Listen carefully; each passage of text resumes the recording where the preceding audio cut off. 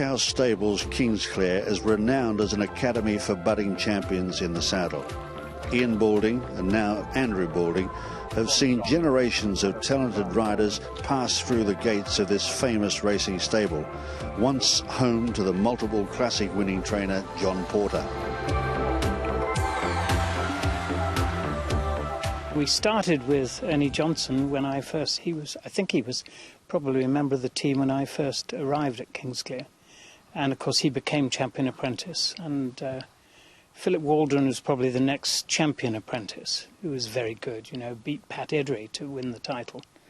And we had John Mathias, who turned out to be our stable jockey for quite a number of years. And we had one or two others coming down to Martin Dwyer. Francis Arrowsmith, do you remember winning the Air Gold Cup on Locksong? He was a good boy. But we were very lucky in that Paul Mellon had 30 horses here at one time, and he was always happy for me to put the apprentices on the horses. So they got plenty of rides, which of course Andrew does now. He's got more boys. He's got sort of half a dozen who are having to have rides all the time. But we usually only had 2 or 3 that were riding at the same time. So it was easier to get one to the top, as it were, probably. But we had probably 4 champion apprentices, I would like to think, in my time. The latest headline-making young jockey is Oisin Murphy.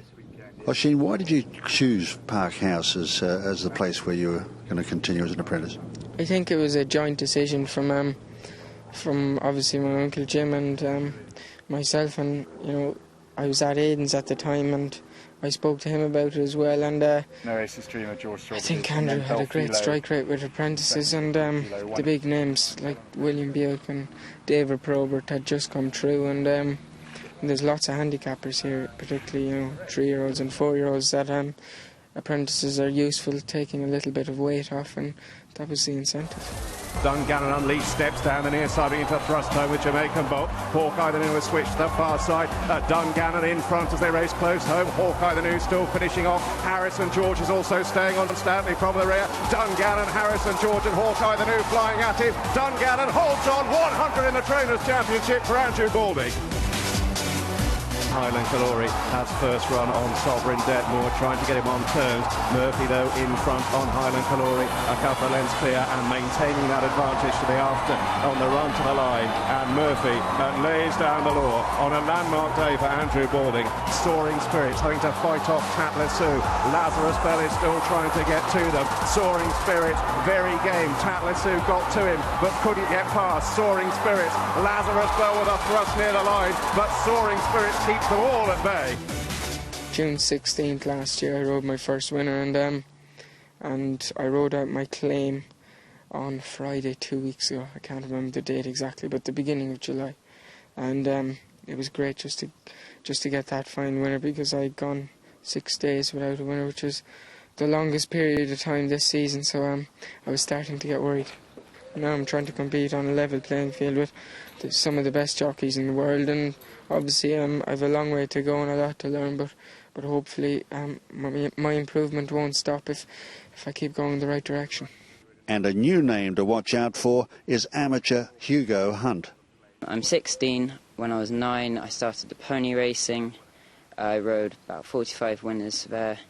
It was incredible grounding. It taught me a lot, from race tactics to sort of race discipline. And then I came to Parkhouse Stables first when I was 14, in my school holidays, where I sort of mucked in with everyone else and learned a huge amount from riding the horses and everything. It's incredible to be working with such experienced professionals in the game and learning a huge amount from it. I just always wanted to get riding, and riding was always my first priority, and the more I did it, the more I wanted to do it, and the pony racing at first gave me a great lead into wanting to, you know, take it further. Hugo could well turn out as good as any of them. Gosh, he rides well.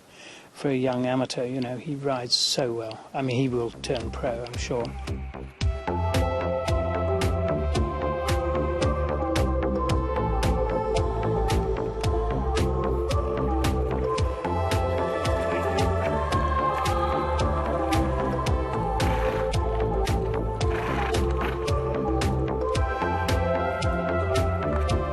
You have a lot of lads under 18 here. I think you have a hostel there where they stay. Do you think there's a competitive spirit that develops in that sort of environment? Yes, I'd like to think so. They're very well looked after in the hostel. I think that helps, and there's a sense of team spirit, definitely. And if you get someone good looking after them in the hostel, they feed them the right things, and you know, the boys flourish in those circumstances. I hope they're taught decent manners, and, you know, arrive in good time and all that sort of thing as well. Competition helps to improve, and that's in every walk of life. You're always looking behind your back. I get on very well with the other boys, like Robert Hornby and Kieran Schumacher. We're best of friends, but definitely we're always watching each other how we ride, and quick to criticise and let each other know maybe how we should improve and things. And I think that's how everyone learns.